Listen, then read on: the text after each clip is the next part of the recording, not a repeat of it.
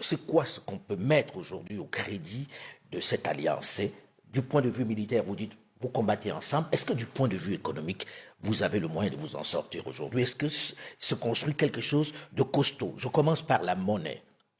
La monnaie, le CFA, est la monnaie utilisée dans ces États-là, qui dénoncent ce CFA depuis longtemps. Est-ce que vous avez fait des démarches pour évoluer au moins vers quelque chose qui puisse apporter une nouvelle monnaie à l'AES? Je sais qu'il y a eu le drapeau, il y a eu l'hymne, etc. Dans le domaine économique, est-ce que vous avancez? Alain Foucault, nous avançons sur le...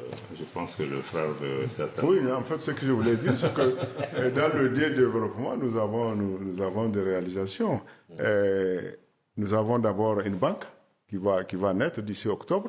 Des directives très claires ont été données par nos chefs d'État. Une banque de l'AES. De l'AES, une banque de développement qui sera... D'investissement. Une banque d'investissement à 100% AES et qui sera dédiée à la mise en valeur des ressources naturelles de nos pays. On ne veut pas de des capitaux AES, ça c'est un. Deuxièmement c'est cette banque, nous avons transformé l'ALG, qui est l'autorité de l'hôpital Kogourma, qui est l'ancêtre de la Confédération, nous l'avons transformé en organe d'exécution. Et un travail qui est en train d'être fait, des projets sont là, des projets sur lesquels on nous a fait dormir depuis plus de 60 ans, parce que vous ne pouvez pas comprendre aujourd'hui la situation de nos pays. Tout à l'heure, vous avez parlé de l'électricité. Aujourd'hui, quand il y a eu le 26 juillet, chez nous, 70% de l'électricité nous venait du Nigeria. Aujourd'hui, on est à 100% autonome. Au moment où je vous parle, il n'y a pas un seul kilowatt qui vient du Nigeria. À l'heure où je parle, il n'y a pas un seul kilowatt qui vient du Nigeria. Et à Niamey, il n'y a pratiquement pas de coupure. Quand j'ai quitté Niamey avant-hier, on était à 97%. On ne va pas dire totalement ça, monsieur le ministre. Il y a quand même pas mal de coupures encore à Niamey. Non, ça veut dire que quand ça a commencé, c'était des pylônes. Bon, on nous a dit que c'était des pylônes qui étaient vieux. En fait, elles ont été sabotées.